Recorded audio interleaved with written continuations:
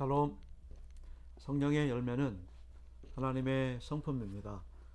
하나님의 성품은 우리 모두가 꼭 닮아야 할 귀중한 성품이죠.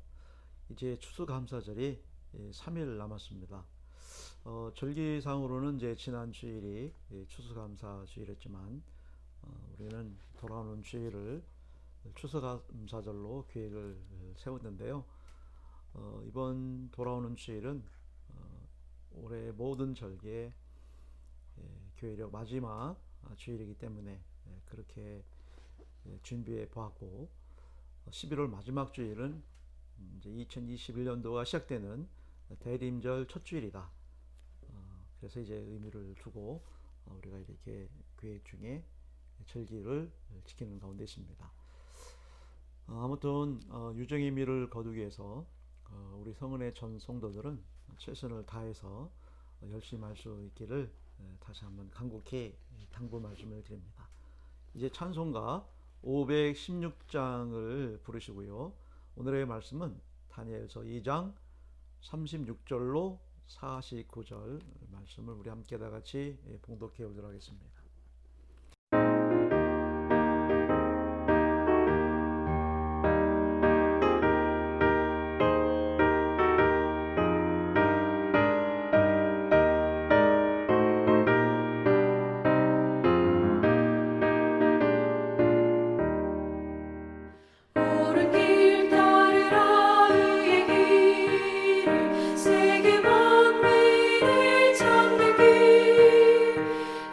이게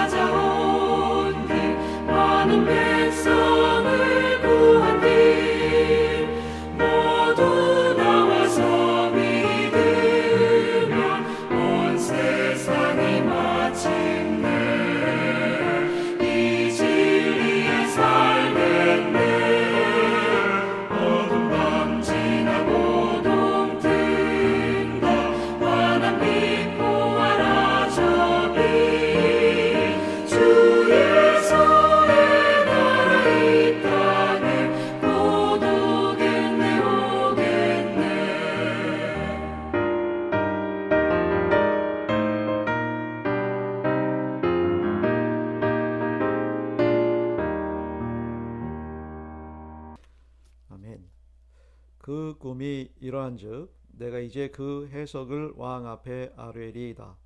왕이여, 왕은 여러 왕들 중에 왕이시라. 하늘의 하나님이 나라와 권세와 능력과 영광을 왕에게 주셨고 사람들과 들짐승과 공중의 새들 어느 곳에 있는 것을 막론하고 그것들을 왕의 손에 넘기사 다 다스리게 하셨으니 왕은 곧 그 금머리니이다. 왕을 뒤이어 왕보다 못한 다른 나라가 일어날 것이요 셋째로 또 놋 같은 나라가 일어나서 온 세계를 다스릴 것이며 넷째 나라는 강하기가 쇠 같으리니 쇠는 모든 물건을 부서뜨리고 이기는 것이라. 쇠가 모든 것을 부수는 것 같이 그 나라가 문나라를 부서뜨리고 찌을 것이며 왕께서 그 발과 발가락이 얼마는 토기장이의 진흙이요 얼마는 쇠인 것을 보셨은즉 그 나라가 나누일 것이며 왕께서 쇠와 진흙이 섞인 것을 보셨은즉 그 나라가 쇠 같은 든든함이 있을 것이나 그 발가락이 얼마는 쇠요 얼마는 진흙인즉 그 나라가 얼마는 든든하고 얼마는 부서질 만한 것이며 왕께서 쇠와 진흙이 섞인 것을 보셨은즉 그들이 다른 민족과 서로 섞일 것이나 그들이 피차에 합하지 아니함이 쇠와 진흙이 합하지 않음과 같으리이다. 이 여러 왕들의 시대에 하늘의 하나님이 한 나라를 세우시리니 이것은 영원히 망하지 아니할 것이요 그 국권이 다른 백성에게로 돌아가지도 아니할 것이요 도리어 이 모든 나라를 쳐서 멸망시키고 영원히 설 것이라. 손대지 아니한 돌이 산에서 나와서 새와 놋과 진흙과 은과 금을 부서뜨린 것을 왕께서 보신 것은 크신 하나님이 장래일을 왕께 알게 하신 것이라. 이 꿈은 참되고 이 해석은 확실하니이다 하니 이에 느부갓네살 왕이 엎드려 다니엘에게 절하고 명하여 예물과 향품을 그에게 주게 하니라. 왕이 대답하여 다니엘에게 이르되 너희 하나님은 참으로 모든 신들의 신이시요 모든 왕의 조제시로다. 내가 능히 은밀한 것을 나타내었으니 내 하나님은 또 은밀한 것을 나타내신 이시로다. 왕이 이에 다니엘을 높여 귀한 선물을 많이 주며 그를 세워 바벨론 온 지방을 다스리게 하며 또 바벨론 모든 지혜자의 어른을 삼았으며 왕이 또 다니엘의 요구대로 사드락과 메삭과 아벳느고를 세워 바벨론 지방의 일을 다스리게 하였고 다니엘은 왕궁에 있었더라. 아멘. 예, 우리 함께 46절, 40절, 7절을 다시 한번 다 같이 읽어보도록 하겠습니다. 느부갓네살 왕이 엎드려 다니엘에게 절하고 명하여 예물과 향품을 그에게 주게 하니라. 왕이 대답하여 다니엘에게 이르되 너희 하나님은 참으로 모든 신들의 신이시요 모든 왕의 조제시로다. 내가 능히 이 은밀한 것을 나타내었으니 내 하나님은 또 은밀한 것을 나타내시는 이시로다. 아멘. 예, 당시 그 세계 최고의 권력자요 하나님보다 더 무서운 존재로 군림하던 이 느부갓네살 왕이 이 다니엘에게 절을 해요. 좀 대단한 일이죠. 그리고 하나님을 찬미하고 하나님을 높이는 것을 우리는 봅니다. 그야말로 하나님의 놀라우신 섭리하심이고 역사하심이 아닐 수 없습니다. 하나님은 바로 이런 결과를 다 계획하셨죠. 다 섭리 가운데 두셨고 작정하셔서 느부갓네살을 사용하신 거죠. 느부갓네살이 천하 제국의 대왕이 된 것도 하나님의 작품이고 계획이었다. 우리가 잘 알고 있는 사실이 아니겠습니까? 바로 그것이 37절에 고스란히 잘 담겨 있음을 봅니다. 왕이여 왕은 여러 왕들 중에 왕이시라. 하늘의 하나님이 나라와 권세와 능력과 영광을 왕에게 주셨고, 그러면서 다니엘이 무슨 말을 하면 왕은 금머리니이다 라고 이렇게 얘기하고 있습니다. 모든 만물을 다스릴 그런 권력, 금머리다, 이런 표현을 하고 있죠.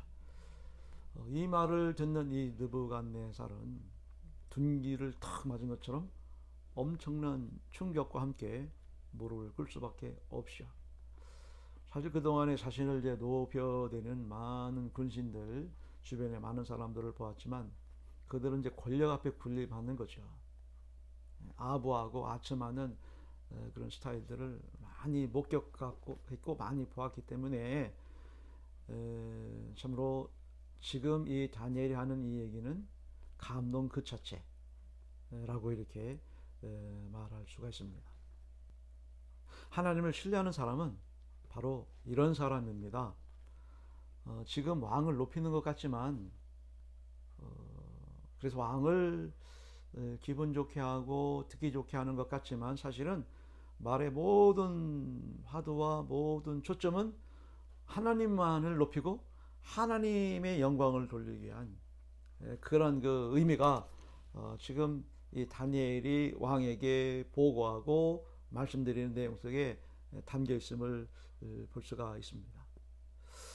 그러하기에 우리들도 사람을 높이는 듯 칭찬도 하고 격려도 하는 것 참 중요하죠. 이 대화법에 있어서.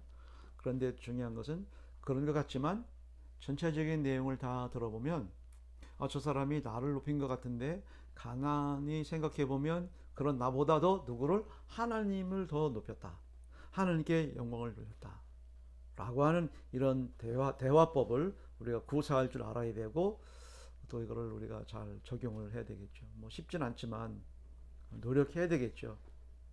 그렇습니다. 상대방을 높이지만 그 높임 속에 결국 누가 더 높여요? 하나님을 더 높이고 하나님을 찬미한다. 예. 하나님을 신뢰하는 사람은 바로 이런 사람들입니다. 오직 하나님만 높이는 사람들입니다. 사람도 인정하고 또 공경을 하지만 하나님만을 나타내고 하나님의 그 영광을 더 존귀히 여길 줄 아는 이런 영적인 그런 수준과 또 그런 언어와 그런 삶을 우리가 나타내야지. 결코 뭐 자기를 높이거나 자존심을 내세운다거나 자기 중심적이지 않도록 우리는 좀 많이 조심을 하면서 생각해야 할 그런 내용이지 않을까. 사실 그 느부갓네살 왕은 보통 사람의 이상의 지략과 어떤 능력을 겸비한 그런 자였죠. 하나 나라의 이 천하 통일의 제왕이 된다는 것은 보통 벌이나 보통 수단이 아니면 참 불가능한 일이지 않겠습니까? 그래서 그 누구든지 간에 자신 앞에 와서 말하는 사람의 탁 참 모습만 봐도 말하는 태도만 봐도 그 사람의 심령을 꿰뚫어 볼 수 있는 안목을 이 느부갓네살은 가지고 있었어요. 그래서 그동안에 사탕발림이 나오고 비유나 맞추고 아첨을 일삼는 자들을 얼마나 많이 보았겠습니까?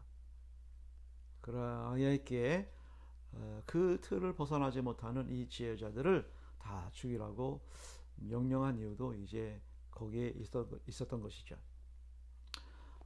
하지만 하나님을 신뢰하는 다니엘을 만나보니 참 달랐어요. 나이도 어린 그 다니엘이 그런 자기를 인정해주고 또 자기를 세워주고 또 하나님께서 참 이방인 왕 적국의 왕이 나를 그렇게 세우셨다는 그런 얘기를 이렇게 진솔함 가운데 진지함 가운데 보았거든요.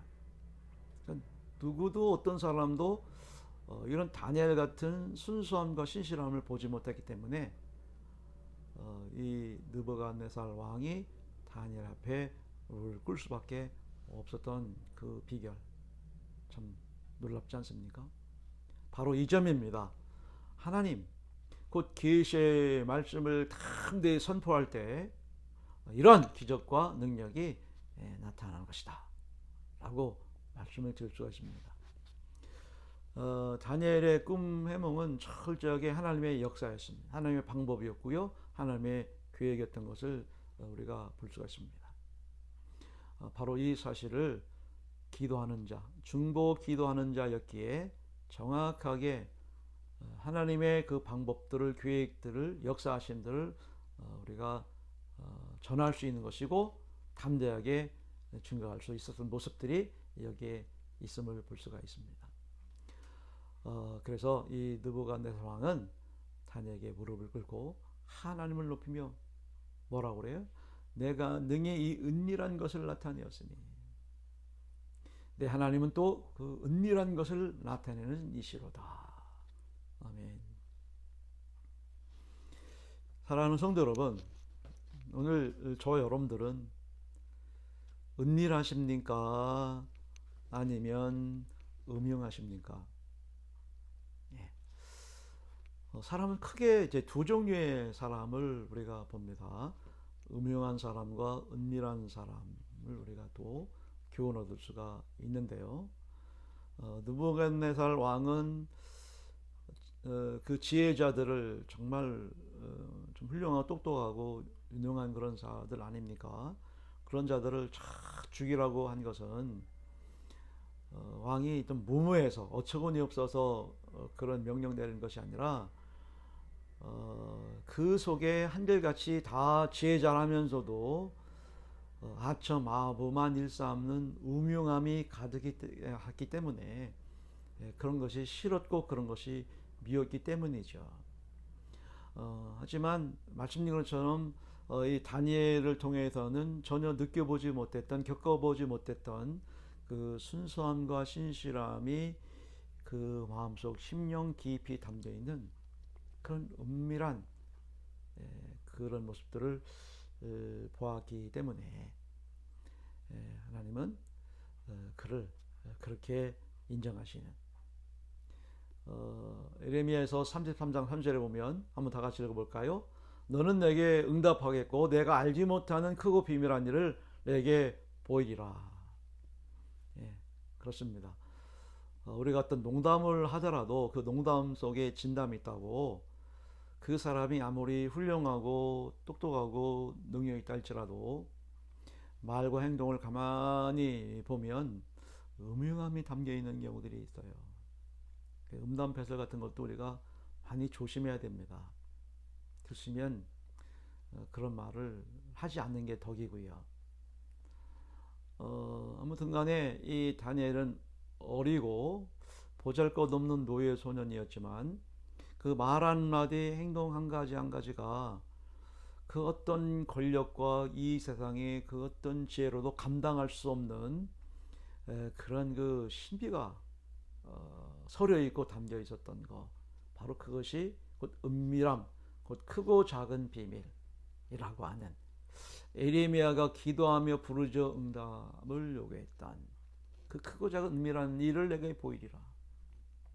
우리는 그래서 비밀을 겸비한 자입니다. 하늘의 신비의 능력을 소유한 자예요. 하늘의 비밀과 신비한 능력을 소유한 자의 삶이 은밀한 것이요.